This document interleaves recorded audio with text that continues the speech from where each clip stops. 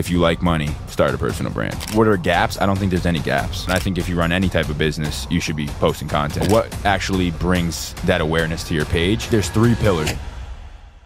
Brendan, welcome into Fair Forward, dude. Appreciate you, my man. You walk in here, you've got your actual Marketive Media shirt on. I have to, right? You have to. You're the founder of this business. And first of all, I got to say, love the logo. It looks fire. I appreciate that. But I got to ask, when did you want to start doing this? How did this even start for you? I think I've always been that type of person that has wanted to start his own business. I come from like a middle-class family, so it was never encouraged for me to start a business, but it wasn't like not encouraged. My parents were always very supportive. Did you have people around you that had started businesses or no? Weirdly enough, I was just always in that mindset. I think I wouldn't call myself an internet kid, but I think the internet era, you see people and the realities and possibilities of what you can really do starting your own business. Obviously, it's very glamorized and very like you see the best of it. Yeah, of course. Right? You don't see the worst. You see when they're successful. You don't see the 6 years of time that they spent absolutely broke doing it every single day. Like it's just your second interview of the day. Like that's what drives me though, is that I can work harder and make more money. I think the thing that made me feel so disenfranchised with the 9-to-5 or with the idea of working for somebody else is that I can put in 110% and get paid the same as if I put in 10%. And I think I was always the type of person with basketball. I grew up playing sports my entire life, and it was always the harder you work, the better you get, and the more you get from it. So you touched on the fact that you did work a 9-to-5. So you have experience not being an entrepreneur. What did you do? So I guess a little bit of a backstory is I used to sell solar panels, and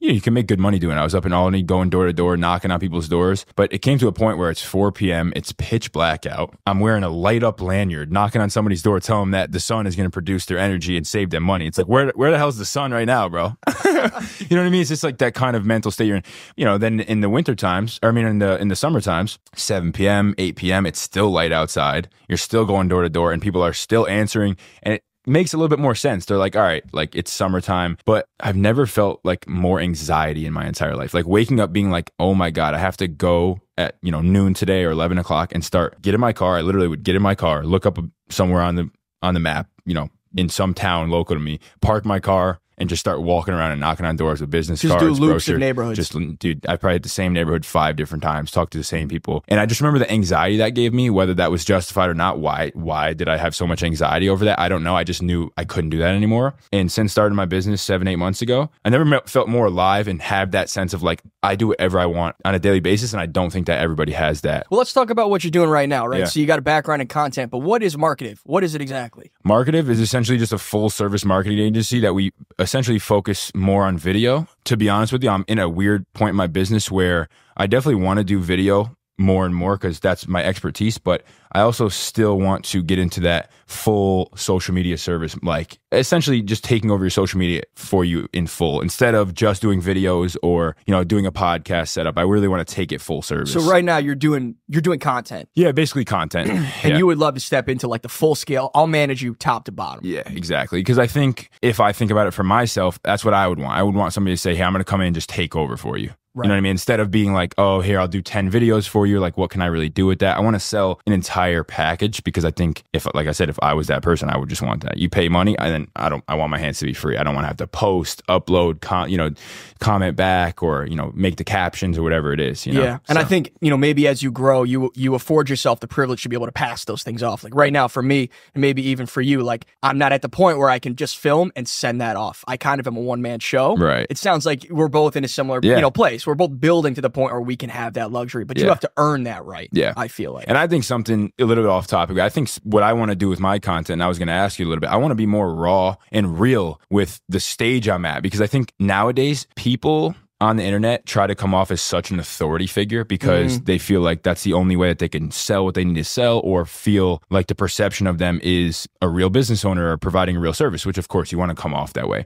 But I think being more raw and real about the stage you're at in your business and what's really going on behind the scenes is something I want to do, because I think people can resonate with that more than they would somebody that says everything's peachy keen, I make all this money, I can help you, and we're going from there. It's so interesting you say that though, because I feel like the content world is trending towards like authenticity. I agree. I want to hear about what's going wrong. Yeah. Right? I don't necessarily want to see your wins. I do, but I also want to see the losses you took before you won. Yeah. And I feel like maybe I just wasn't in the right, the algorithm wasn't putting me in the right place, but I was used to seeing a lot of wins. I didn't see a lot of failures. Yeah. And that was part of the genesis of this, is like, I want to highlight people that come on and talk about their wins, but also their losses, because at the end of the day, what is social media all about? I think I want to feel part of a community. I want to feel like I'm not alone. Yeah. And I will feel alone if I'm doing a lot of work, but I only see people winning and I'm losing. Yeah, because you're like, what am I doing wrong? Totally. It's like the comparison is the thief of joy. And I think the internet has really, really honed in on that. And I think, like you said, it's starting to trend where people are showing. I think something that's a great content piece right now is cold calls. So there's this guy named Anthony Nucci out of Miami, who's a real estate agent. He runs this team, and he just posts himself just doing cold calls all day. And it's kind of that split between that value and the entertainment, because he shows you how he can cold call and get this person that's a multimillionaire to talk to him for more than 10 seconds. But then you get the entertainment side where they tell him to fuck off. And Dude, I love they that. go crazy on him. And it's like that in between value and entertainment, I think is like, that's how people really get views. I mean, Patrick Bet-David, valuetainment. 100%. It's value, but it's entertainment at the Well, same and time. I feel like you've chosen this path for yourself at the right time, because I feel like, and maybe I'm biased because I'm doing it too, but I feel like the internet, right, as far as commercialization, like brands want people to create content. Mm-hmm. Brands want to use influencers. Brands want to promote using, I don't want to call it grassroots, but using people that actually use the products and actually are authentic about them. So I think this is a really interesting time to be in the space. Yeah, and we talked about UGC content before, and I think that is what's trending upwards, and it has been for some years now. I think it's not a secret that a lot of these creators get paid to make, advertisements for big companies, because I don't think these large-scale commercials with $100,000 budgets really do what it did 10, 15, 20 years ago. I agree. I think the authenticity that we speak about, the people just making videos in their cars and promoting certain things, you feel like you, Mike, me, Brendan, I can resonate with that girl sitting in her car, or that guy sitting in his car reviewing this content, or reviewing this product or whatever it might be. But when it's just a commercial on the screen and it's graphics and there's cars flying by, it's like, how can I really sit there and resonate with that? Dude, you're so right. And I read this interesting article the other day. I forget who it was published by, but the headline of the article is that there is an epidemic of loneliness in amongst young people these days. And I actually think it's very correct. And I think at one time, maybe when social media wasn't so dominant in my life to where like TikTok is in my face and Instagram's in my face, like I did want to see that highly edited, exciting stuff, right? That Mr. Beast style. Yeah. Now, I almost go on social media because I want to feel like I see others that remind me of myself. Yeah. Sitting in my car, I'm having a bad day. Or like, hey, I just took this little win. And that's why I feel like, people are starting to be like, hey, I'm like really lonely, but social media is still like very much a large part of my life. Mm-hmm. I want to find other people that are like me. And that's why I think there's a major gap here. Not that you're just trying to play to the gap, but it makes sense. You can be authentic and build a following because fundamentally people just want to connect. Yeah. Right. And I always looked at that authenticity as, I'm very impressed, and I have a lot of respect for the people that are vulnerable enough to just put any piece of content online, and then to take it to the next notch and like show your losses and show that you're not perfect, because it's weird to show people that like, obviously we're all human, we all know it, but to put that online for anybody to see, where that's going to be on there forever, I think is a hard jump to get over. It's hard to put yourself online. It is. Really think and it is. I'd love to sit here, and I think a lot of people think, yo, Mike, you look so confident on camera, and maybe to some degree I am. I'm learning, but I still, every time I upload, I get real nervous. Like, oh my goodness, like people are going to see this, right? So a little bit is performative, but I'm trying to like fake it until I really believe it. I think I'm halfway there, but I want to ask you, like, you've been doing internet stuff for a while. Yeah. Are you still at the point where you think about what that online persona is and how people will perceive you? Absolutely. I mean, I would love to have this conversation. I'm trying to switch my content up a little bit. I more recently haven't been posting as much as I'd like to, because I do want to change my content style up a little bit, and I'm trying to go towards that more raw, unedited authenticity type of vibe, because my idea of it is the more time someone can spend with you, like I feel like we already knew each other a little bit before this, because I've seen so much of your content. And likewise. Never met you before, but when I met you, I was like, I feel like I already know this guy. 100%. And I want that to be the case, so that when people want to work with me, they kind of already know who I am, what I'm about, how I sound, what I look like.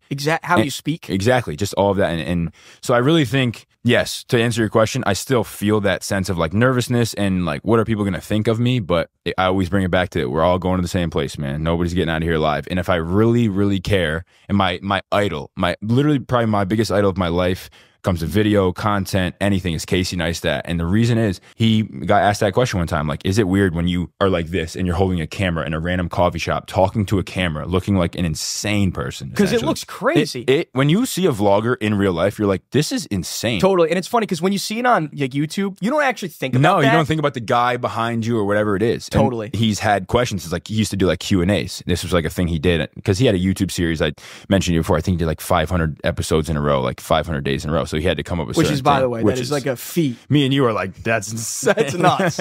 I don't know if it was exactly 500, but it was up there. And he used to do a Q&A, and somebody asked him like, how do you get over the fear or the nervousness of like somebody judging you for holding a camera up? He goes, if somebody, some random person in New York City that I've never even met and I'll probably never see again, let them get into my brain about me making my content, he goes, I'll never be successful in anything. So you have to get past it. If you don't, you never will. It's one of those things. It took me 2 years to start uploading. I was making content on my own for 2 years behind the scenes, editing videos, posting. Funny story. I remember my first TikTok I ever put up. I posted it, and then 10 minutes later, I looked at it and deleted it. Wait, so you had content? Had content for like years. 2 years. That you never put anywhere. Never. So you just had folders, drives, whatever, full of stuff that was just not seen. It would be like me. I'd set the camera up, get the lights, I'd say all this stuff. And I think it was kind of a segue, like that imposter syndrome, what we talked about, where I think the number one reason people don't post is because they don't think they have anything to say of value. Yeah. Like they're like, why what I would say is going to make a difference in your life, especially being a younger guy. I feel that though. Yeah. I'm going to stand up. Like almost before I post everything, I think to myself, why would anybody listen to me? Right. And that's a limiting belief that I'm trying to get over. Yeah. But please proceed. But I think in your case, it's a little different because you're interviewing other people, which is interesting. It's different people. I think sometimes it's really hard for me to upload because it's just me talking to the camera. And sometimes I feel like I'm talking at my audience, and I don't want to do that. I don't want to be the guy who's like, this is what you need to be doing and this is what you should do. That's why I like forums like this, where we're just having a conversation and it's entertaining because you don't know me, I don't know you, we're getting to know each other, and then somebody else watching is doing the exact same thing. 100%. And I think it's made even better when it's like we're going to have an open discussion around things we're working on, not a discussion to like promote a book or a service or a company. Like this is just life. Yeah. Right? The good, the bad, the whatever. 100%. I still deal with that imposter syndrome, man. I think that the biggest thing I'm getting over right now as a podcast host is the negative self-talk is, why would anybody want to listen to me ask people questions, right? That's the right. And so although I always want to host interesting people, I also want to be credentialized as a podcast host. I think people tune into Joe Rogan not only because he has great guests, but because they like the way that Joe Rogan is. And for me, it feels like a mountain to climb. How do I become the person that people feel like they need to listen to?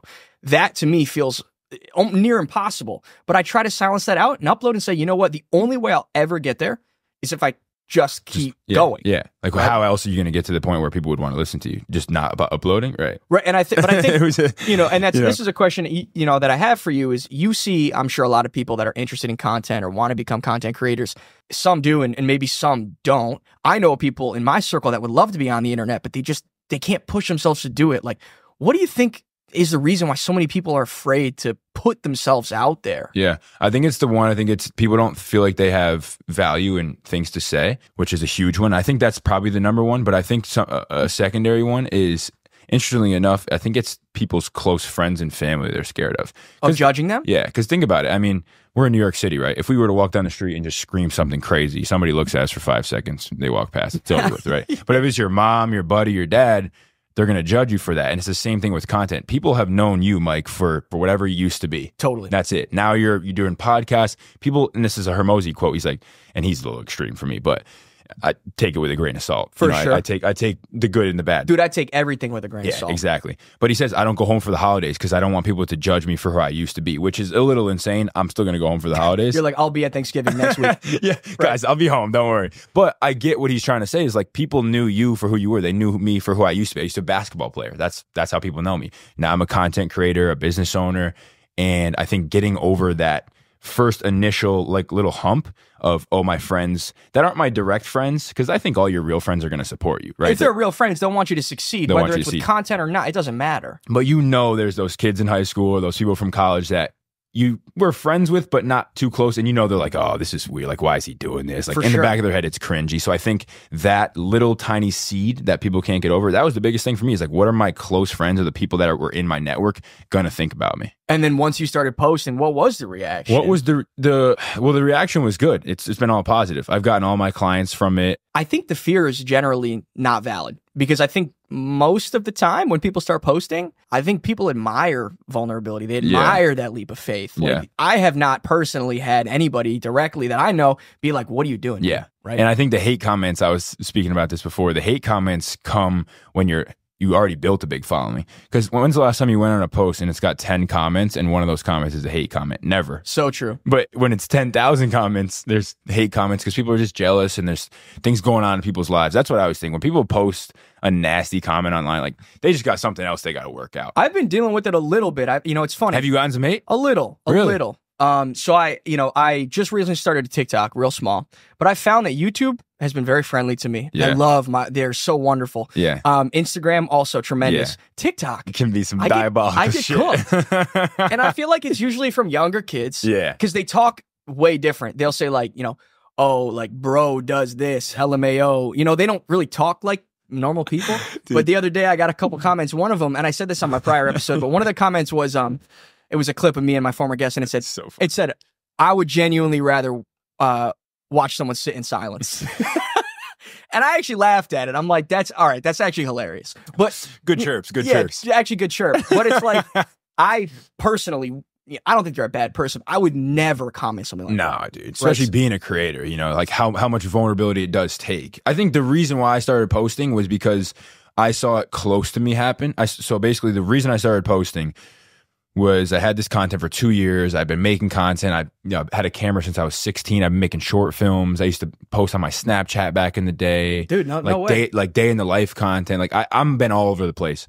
And what really made me be like, all right, I'm just going to do this was my cousin started posting and I was making the content for him. And I saw all the positive feedback he got and the clients he was getting and just all the things that it did for him in his life that really I already knew was going to happen, but just seeing it up close, when you like see somebody that you really know do it and you're like, wow, like it really can work. Yes. And then secondarily, I started working for this comedian, Anthony Robustiano, and he's got a huge following on Instagram and TikTok, and being close to him and hearing his story and like getting close to him for him to tell me like, this is how it started.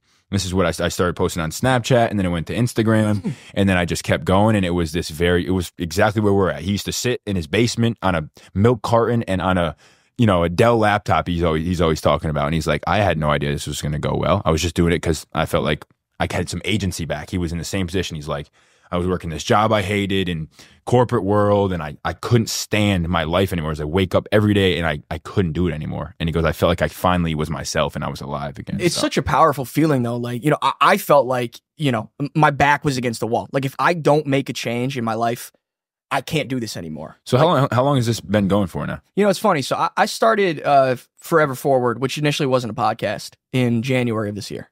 And initially I was uploading weekly, what I would call like self-help content, trying to be like, a more nuanced, kind of self-help guru. And after, let's say 5-7 uploads of that, which they were going okay, I kind of realized like, this isn't really me. I think I'm trying to be the creator that I think I should be versus the person that I actually am. Yeah.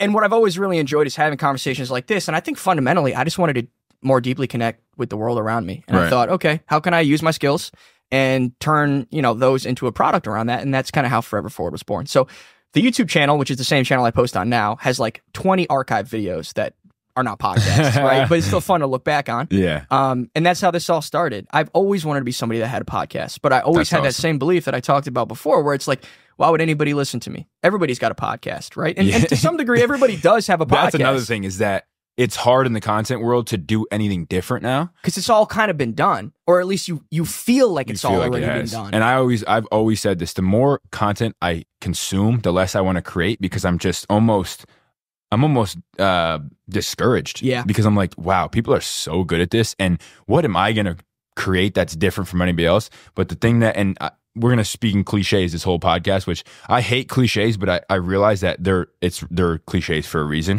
Then hit me with one. There's nobody that's going to be able to create content like Mike, because there's no other Mikes in the whole world. Dude, I love that you just said that, because I learned that as well. Yeah. But it's, to your point, I'll go through my reels and I'll see clips of other podcasts and I'll say to myself, how could I ever do something that's as well done as that? Yeah. Or how could I ask a question that's as nuanced as that question? And then I think to myself, well, I guess I could ask it, but I'd probably come at it from this angle and then, or that angle. And it's like, oh, maybe I do have a little niche that I can find. And so part of this process for me is finding like my little corner of the podcast world. Right. And every episode I iterate and I bring a new guest on and I learn something new about myself and the way to edit. And so the rabbit hole is so deep, but it's like the first time ever that I'm actually loving going down a rabbit hole. That's awesome. It's a lifelong rabbit hole. It really is. It is. And you mentioned this is 33rd podcast, right? 33rd episode. This is episode 33. Episode 33. Joe Rogan's at what? 3,000 or something? No, what is it really? It's like 1,000 something. It's several thousand. It might be like mid-twos. Yeah, which is insane. And it just goes to show you, like, he just started that one day and was just like, this is cool. But here's my thing on it too, actually. That used to discourage me so much about like, man, he's at episode 2,300 and I'm at episode 1. But Joe Rogan's in his 50s. 50s. Right? And I'm, in my mid to late 20s. And if you run the math on that, I can get there too. And maybe this is ambitious of me and maybe it sounds arrogant. But if you don't think this way, then I don't think you should even start. I think I could do it better.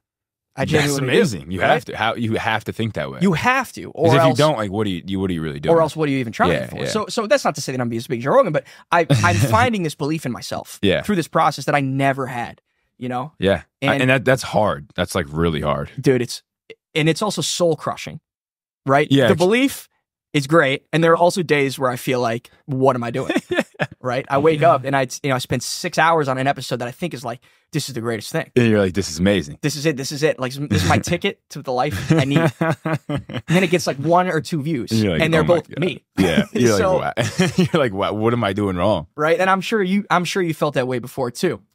Most days, I would say. Yeah. Most days, it's like I look at it as like going to the gym. Like most days, I don't really want to sit in front of my camera and make content and edit, but it's my alternatives. Go knock on doors and sell solar panels, or go try to find like a PA job working in the film industry. Like I just would. Dude, you'll choose that life every day. Oh, every day. Can we talk about that though? The actual life of a content creator. Yeah. Right? The amount of content that you I guess strive to put out, and the amount of behind the scenes work, because people only see little clips. Yeah. Right. And I feel like this is exemplified in the content world because truly you're just seeing highlights. Yeah. What is it actually like? Yeah, the day in the life of a content creator is a lot less glamorous than it looks like online, of course. I think a lot of it is editing, and I think we've talked about it before. Outsourcing that is huge, and that's how people get a lot of content out, posting 4 or 5 times a day on all different platforms. Totally. Doing it yourself, I mean, if you have any type of job or if any type of life, we mentioned trying to lift, trying to have a relationship, trying to eat.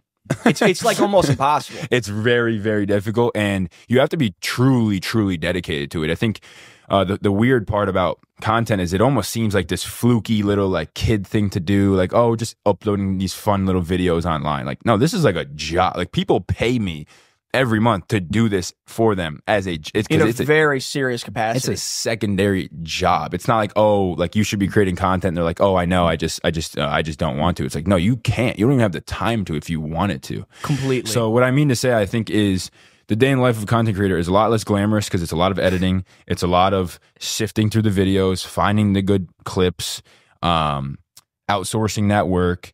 I'm sure there are hours where you sit at your monitor and you're just like looking at the timeline. Like, where do I add the little thing that probably nobody will notice? Only I will. Absolutely. Right? But like, there's so much minutia. Yeah. And I was just working with a video editor the other day. He came in, a buddy of mine that lives in Long Island, and we're adding this little sound effect, and it took us like 30 minutes. I'm like, it's great for us to know, but like, to be honest, nobody's going to notice that. Like, literally nobody. But that is the level of seriousness and dedication to the craft, I guess you could say, that you have to have if you really want it to go to the level that you want it to go. He said, the boss who wants to be the boss probably shouldn't be the boss. The boss who is the boss, or the content creator who just loves the craft, is probably the person that's going to actually do well, because the other person is just trying to get it up. 100%. They're just trying to get the video up. That's all they want to do. And if you view it as, one of my biggest mistakes in the beginning of Forever Forward is I viewed Forever Forward as a means to an end. Like, I want to become a big podcaster so that I can have all these things. Yeah. And I very quickly realized that if that's the frame that you view this goal through, it's not going to work. Yeah. Right? Because as cliche as I was it gonna say sounds, another right? cliche, but you got to fall in love with the process. Yeah. Because the process takes a long time. Yeah. And those can be quiet, lonely days where you're not getting the results you want. I said this on my prior podcast too, but I think it was Kevin Hart or somebody, recently that I was listening to said, it's really hard. You sometimes feel like you're going insane because you're doing the same thing every day and you're getting no results. He was on Joe Rogan. Right. He's saying that. And that's the definition of insanity. Yeah. Doing the same thing over and over and over, expecting a different result. And that's actually what you're doing when you are consistently up. That is literally what you do. Literally. Right. And then eventually you get one. You get a different result. And you try, obviously every episode and every video, you're trying to be better. It's not like, of course. But that's what Kevin Hart was speaking on is like, doing that every day, getting nowhere, and then getting up the next day and be like, I'm going even harder at a different angle in a different way. That's probably been the hardest thing is that up and down. Like you say, some days I'm like, I love this. Like, why would I ever? I'm walking through the street, smiling, laughing. Like, I live my own life, do whatever I want. And there's other days where I'm like, oh my God, why do I do this? Why don't I just go get a regular job? Totally. So because it's hard. People think it's easier. It's not. It's harder. Oh, 100%. Because you do your role and you go home. I mean, I'm wearing every hat there that was ever made right and now. There's nobody to blame.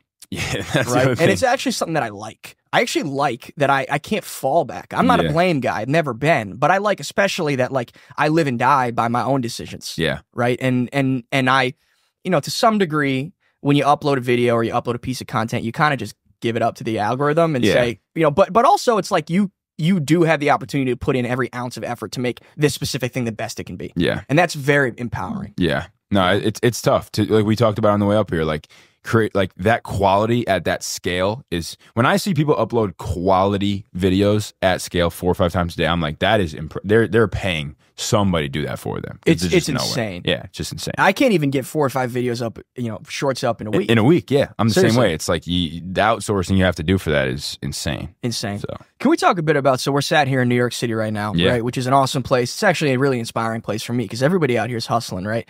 Everywhere from the street corners to the tallest towers, people are out here trying to get it. Absolutely.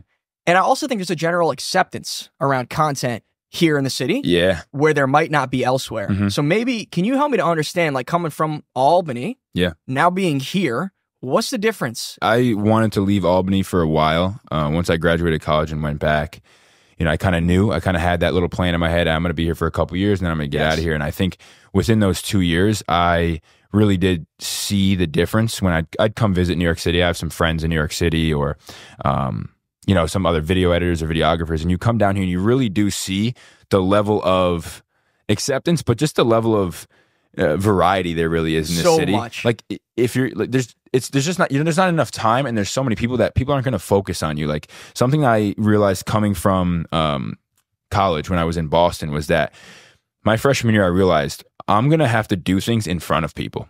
For example, you go on a date with your girl and you sit there and you have a nice coffee with her or whatever. Like if you want to do that in private, you just don't live in a city. Or if you want to go work out and have your shirt off and do a workout outside, but you don't want people seeing you because you're self-conscious, get out of the city. So when I left and came back to Albany, I kind of got back to that weird state of almost being a little bit shy. Like I wouldn't want people to see me doing things. Don't know why. You sort of regressed back to like that environment. Yeah, and then you come back to New York City and you realize like people are just doing things at all times and nobody really cares, dude. No, it's like anything goes, dude. Anything goes. And I think seeing that and seing how content is just prevalent amongst everybody, especially in our age nowadays. Totally. So I think if this was 1980 and, like nobody makes content, it would be a lot harder. I think we're in a time where making content is super popular. And when people see you do it, it's like, it's normal.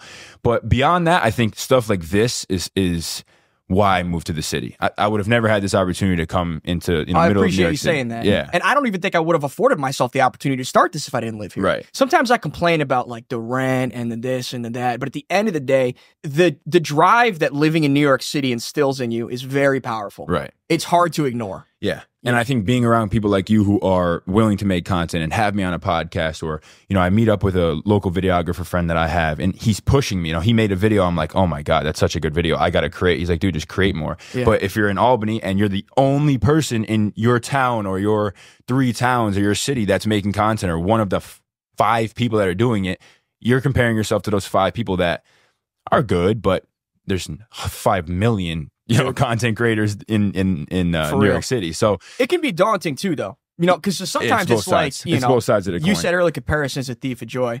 Here in New York City, it's like you want to go find someone more successful than you. Like you walk 1 block and you'll see 10 of them. Look to your right. Right? Look to your left, look to your right. So I think it's good, but you also have to pair that, right? Yeah. Because you can very quickly start to compare yourself too much. Right. And that's something I'm working on right now. I've always been a big comparer to my friends, many of whom are more successful than me. And it's great because I push myself to be like them. Yeah. But I also, want to be me. Right. And go at my pace because I believe I'm on a good path. So it's like you got to find that middle ground. But it's nice to at least be in a place where, like, hey, if I want to get pushed, I can easily do that. Right. Here. And I think you're right. There is definitely it's both sides to the coin, and you really have to find that balance. But I think the negative or the positives outweigh the negatives in that sense, where another content creator will push me to make more content. Yes. Other than like, oh, the comparison I have. Like you're going to compare yourself to people for the rest of your life, so just get used to it, is my opinion. Dude, just totally. get used to it. Like, so a lot of my buddies that I compare, it's on this topic that I compare myself with, are buddies that I went to high school and went to college with, right? And we were talking before we turned the cameras on about how you did go to school and you studied, Mm-hmm. but you have a fairly, I would say, strong opinion on your college experience, at least the education component. What would you have to say about it? Yeah, I don't think educationally college is worth it for literally anybody other than a very specialized field. I think that's a pretty common I think it's becoming nowadays. More and more common.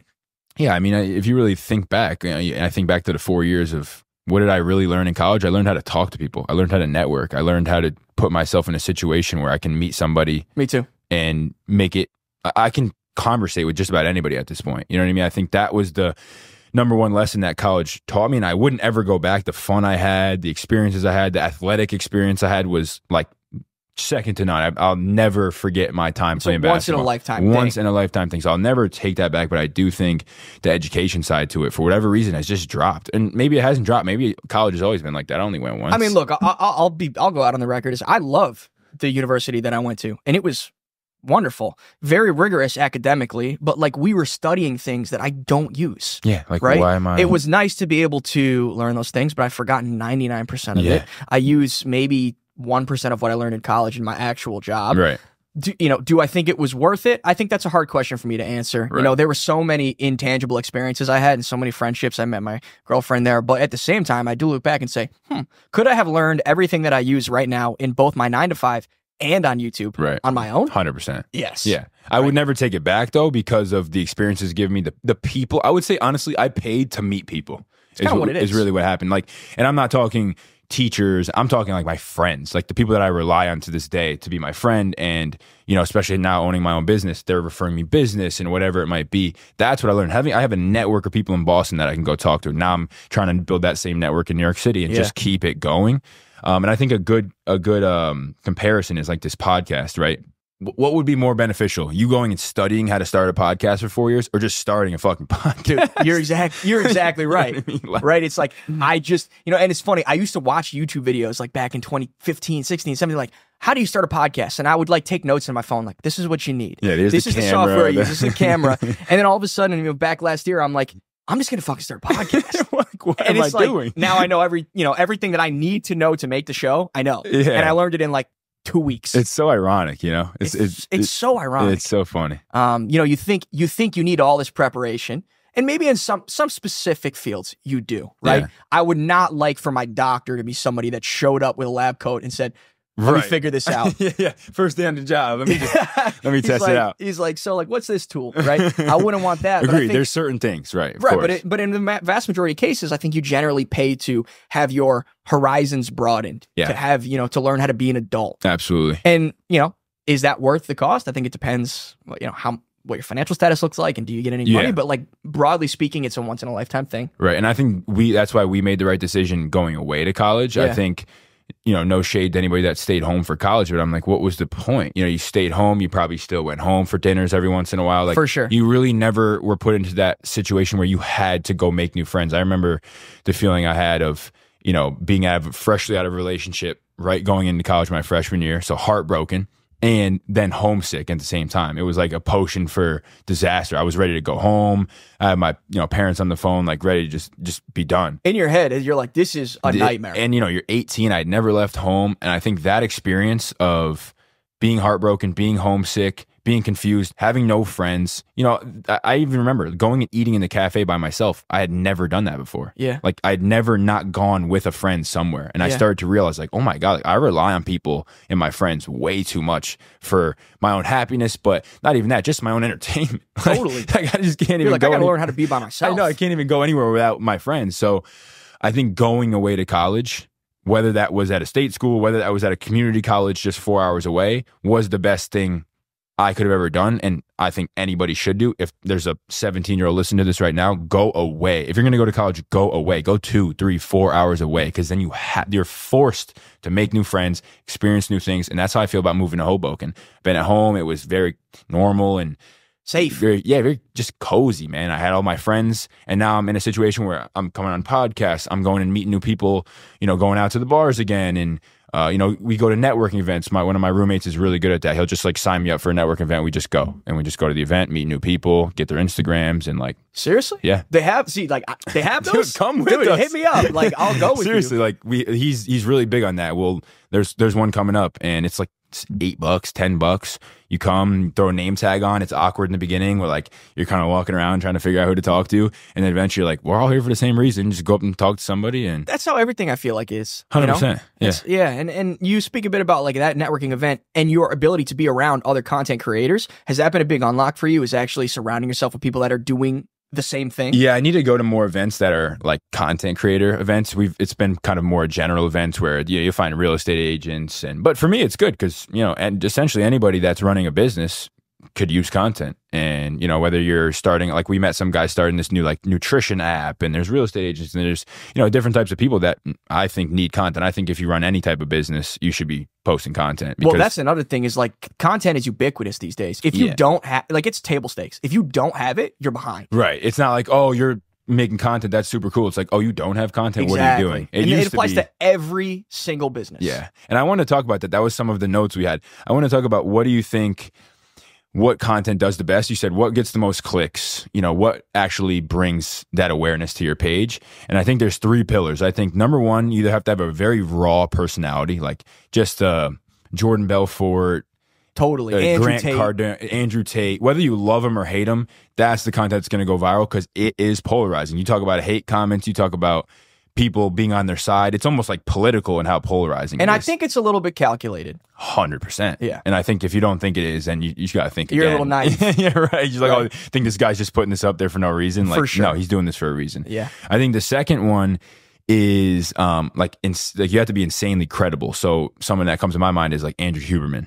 Like, I don't think Andrew Huberman's the most interesting person to listen to. If I just close my eyes and he was just talking about his morning, talking about, you know, making breakfast, I don't think he has a cool voice or polarizing, you know, energy. Yep. But the information that he has and the credibility he has behind it makes you be like, I gotta listen to this guy. He's gonna help me. You know, my mornings are gonna be better because of this guy, or totally. whatever it might be. And that's the value. And then I think the third one is raw content. And what I mean by that is like street interviews. You see them doing really well nowadays. This type of stuff is doing really Sam Sulek content where like he's just in the gym, just talking to his camera. Dude, he doesn't even edit it. He doesn't even put captions on it. Yeah. He just throws it on YouTube. Yeah. So I think those are the 3 main pillars. And I think that's why I'm trying to shift my content, because I think that over sensationalized, talking at you, trying to give you advice, you know, tell you what to do, and like, we're all just trying to figure it out as well. The funny thing is, though, is I think, you know, when I'm hearing you saying these things, I'm actually reflecting. I'm like, okay, so which one of these am I? And I'm thinking to myself, I'm none of them. But actually, as you think about it more, you can become any of them. Yeah. And you can also fit yourself into any of them right now. Yeah. As long as you don't become someone you're not. Yeah. And also, let's say you want to be somebody that's extremely credible, right? Mm-hmm. How are you going to become credible? The only way you do it is by continuing to do the thing you're doing. Yeah. Right? 100%. The only way you can become a credible content creator is to create content. Yeah. Do credible podcaster. Do podcasts. Do podcasts. Learn more. Why is Andrew Huberman? Because he spent 15 years learning that stuff. He didn't just wake up and he's Andrew Huberman. Exactly. And I think some people get it way wrong. They're like, man, how lucky is that guy? It's like, no. No, what do you mean have no lucky? idea.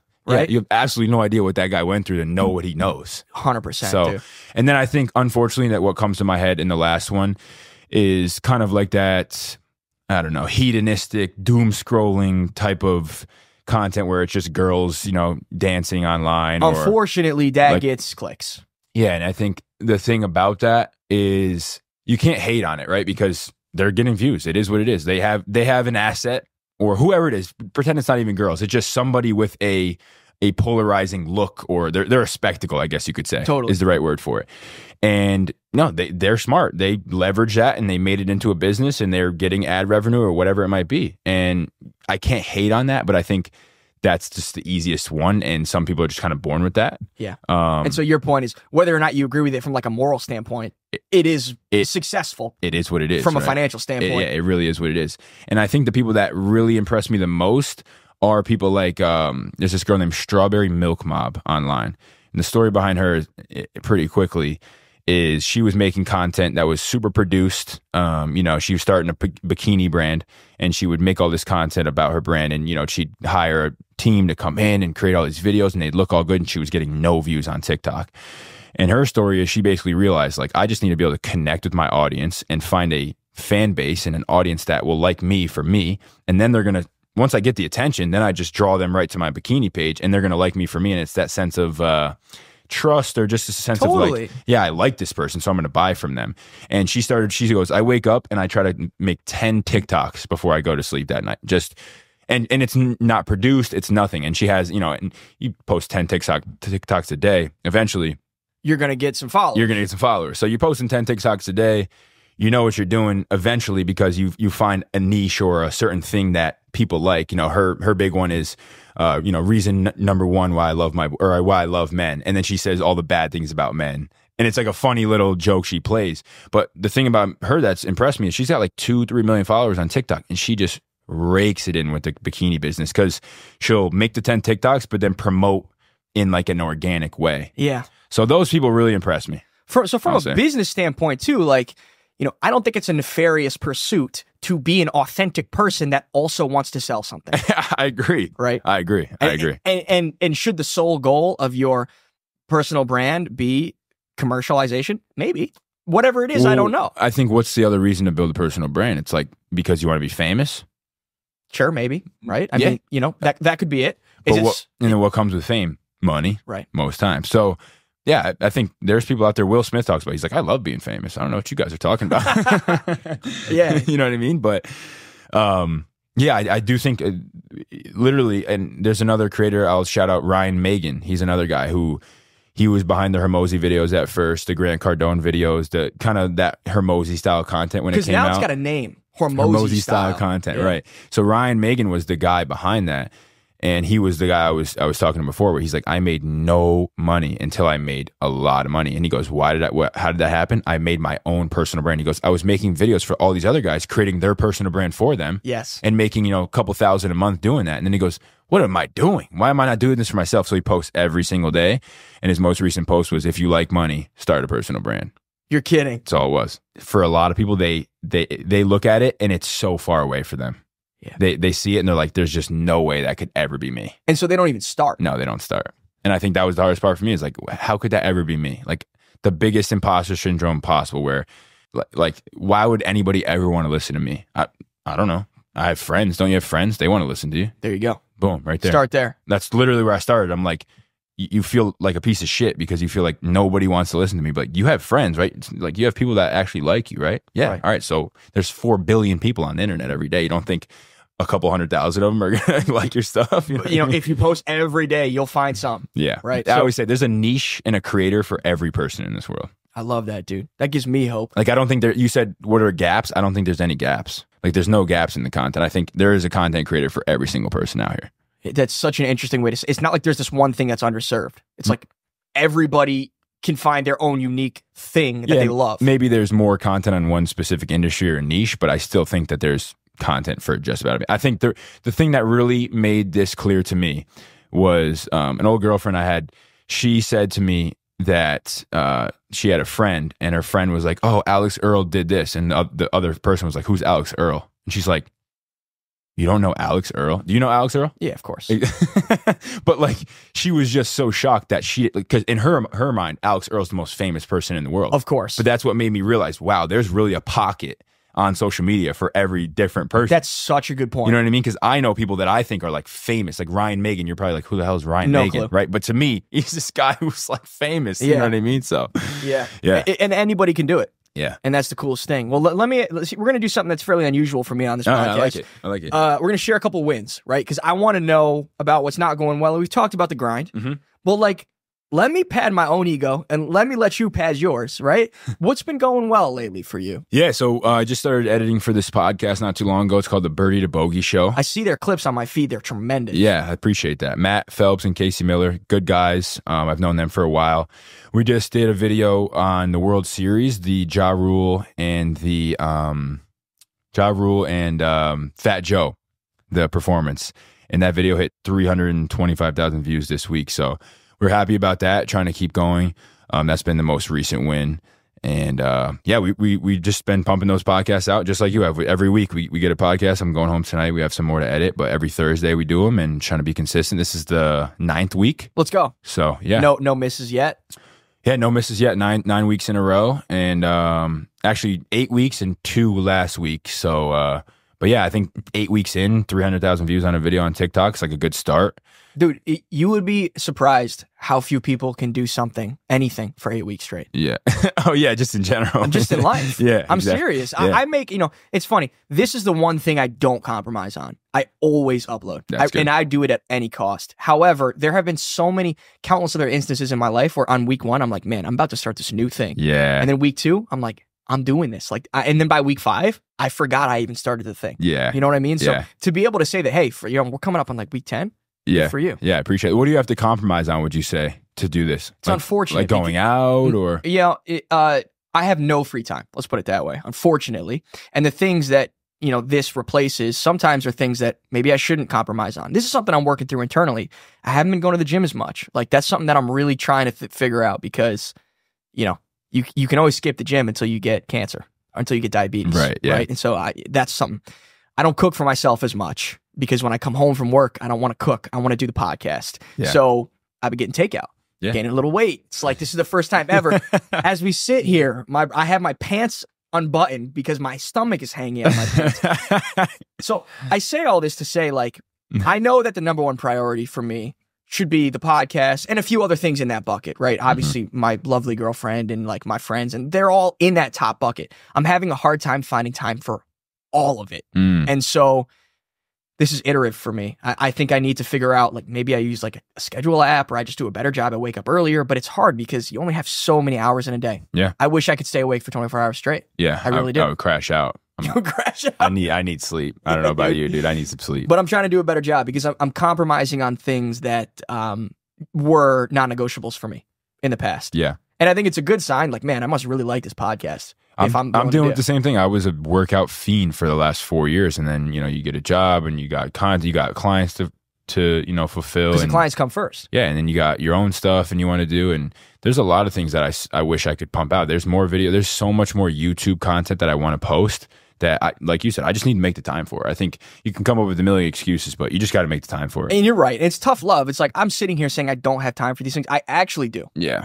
But there is a reality to this where you wake up in the morning and you're so fried. You're like, I only have the capacity for 14 hours today. Right. Yeah. Right. But somebody harder than me might say, dude, you're being a bitch. Yeah. Right. Go to the gym. My kickback or rebuttal to that to be with somebody, it would basically be, listen, you started this because you wanted to free up time and like have agency, like we said, not to work 16 hours a day. Now, with that being said, in the beginning, we all know you're going to be working a lot because this is the hardest part. Yeah, this is the hardest part. Starting it and like they always say, it's like pushing a boulder. Like in the beginning, it's going nowhere. But the more you push and the more momentum it gets, and then that thing starts rolling down that hill, it's going at 100 miles per hour. Eventually, it goes down a hill. Right now, like I'm right at the base of the hill, and it's a big ass hill, right? Yeah. But it's like someday I feel like I'm finally gonna feel, or maybe I won't. I mean, maybe this is a question I have for you. Is just like sometimes my biggest fear is like, will I ever feel like I'm ahead of this? Like where I'm, you know what I mean? And maybe once the views start going up and the numbers start to make sense for me, then I'll be like,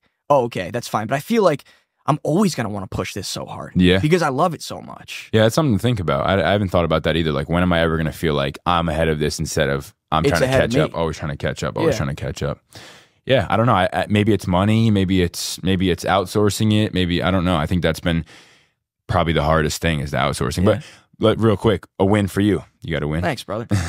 Yeah, man. I've had a bunch of wins. You know, I think one of the most surreal moments for me is I love this show on Netflix called Love on the Spectrum. It's a show where they profile individuals on the autism spectrum, and they kind of play matchmaker in a really respectful way. Yeah. And there was this guy on there named Connor Tomlinson that I thought was like super cool. He reminded me of myself. And I kind of cold DM'd him, and he was like, yeah, for sure, I'll come on the show. So I had him on this summer, which was like totally surreal. And that episode continues to get the layman share of views on Forever 4, which is fine. I'm fine for that to be the case. Of course. Because that's an unreal guest. A more recent win for me, though, is I learned how to build a website. My website went live last week, foreverforwardpod.com. Awesome. It looks great. It automatically uploads all my episodes with show notes. I've got a mailing list I'm putting together. Like, I never would have thought that I'd know how to do something like that. Right. So, like, you know, this isn't necessarily a commercial win or like a data-driven win with, like, you know, subscribers. This is like, I have this new skill that's going to be additive to this overall mission. That's a big win for me. Yeah. It's crazy. I can Google this thing. And it comes up. Yeah.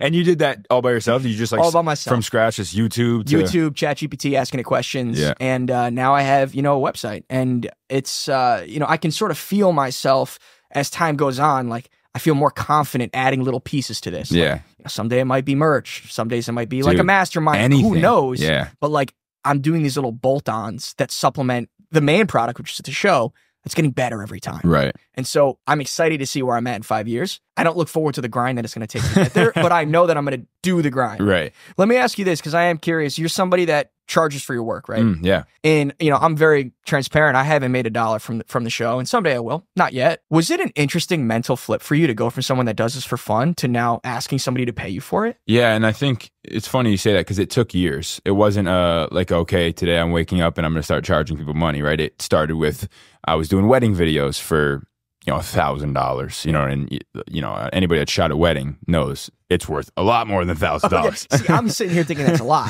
It's nothing. Okay. And then, you know, it's music videos. You know, people are paying me a couple $100 to come shoot a music video. So I think over time, you have to realize like the expertise you have. My brother always kind of brings me back to earth when it comes to this. When I feel like I'm not charging enough, he brings me back down to earth and he's like, listen, dude, you have 10 years of expertise. You have 2 cameras that are You're so right. professional quality. You have all these things that you don't even consider that people will pay you for because they don't know how to do it themselves. As simple as a camera angle or a movement that if they took the same videos, it would look horrible. They couldn't do it.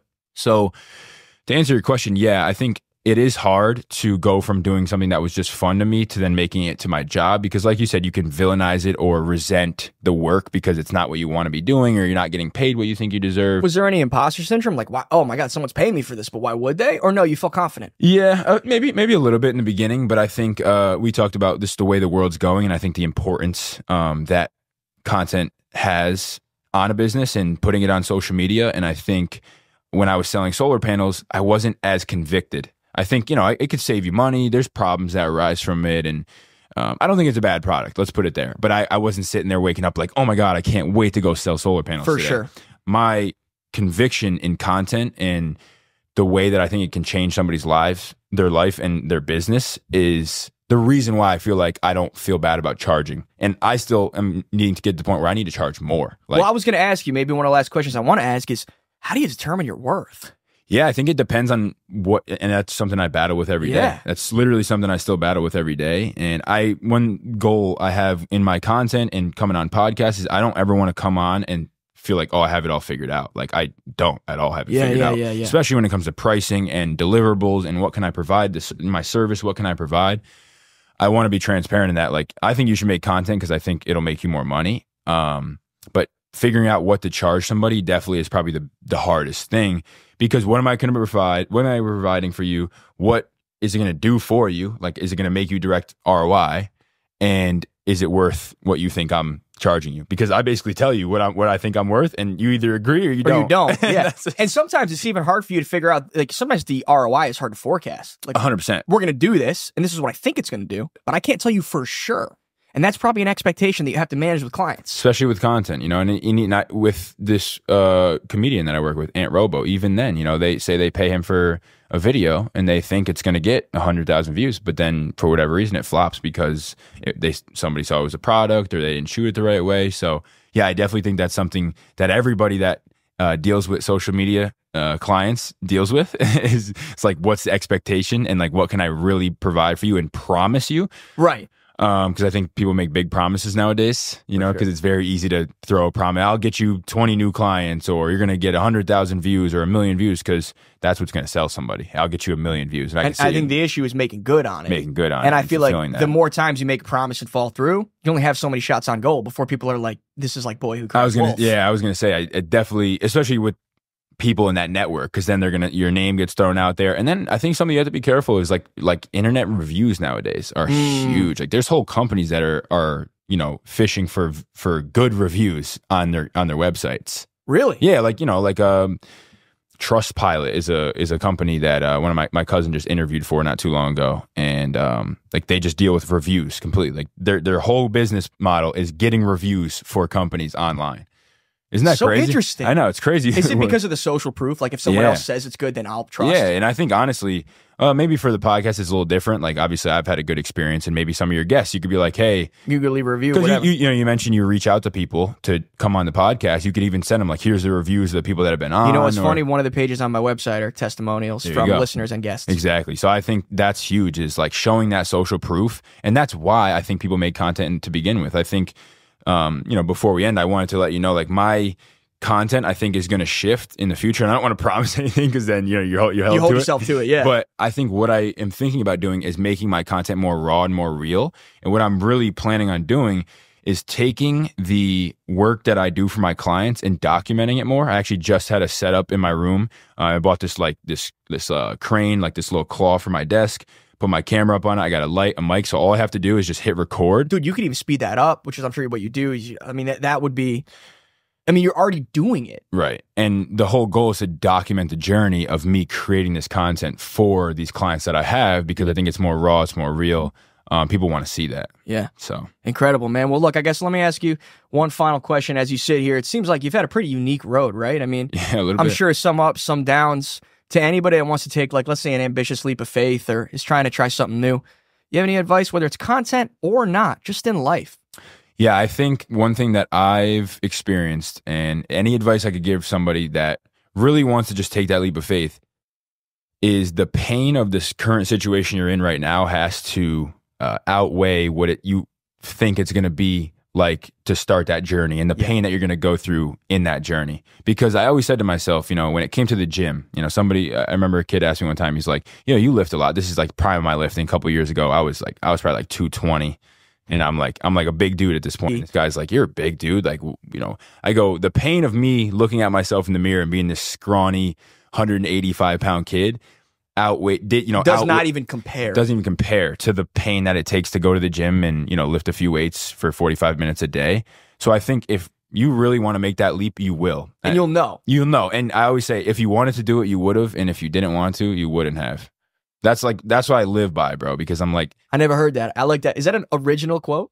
I've never heard anybody say it, but if you wanted to do it, you would have already done it. Yeah. Wow. And that's, I think anybody wanting to take that leap of faith, sometimes it does take an opinion of somebody that's close to you, to or just kick you a little over the nudge. edge. Like, I think it's okay to have somebody to push you because you know you need to do it, but eventually you were gonna start this podcast. It was inevitable. It was going to happen, whether it was in 2 years, whether it was 5 years ago. You were going to do it regardless. Totally. And you always knew it. Yeah, I always knew it. What pushed you to do it, though? It's funny, like, you know, I've told this story on a podcast, and, you know, on a former podcast. Really, the truth is, you know, I never really allowed myself to ask myself hard questions.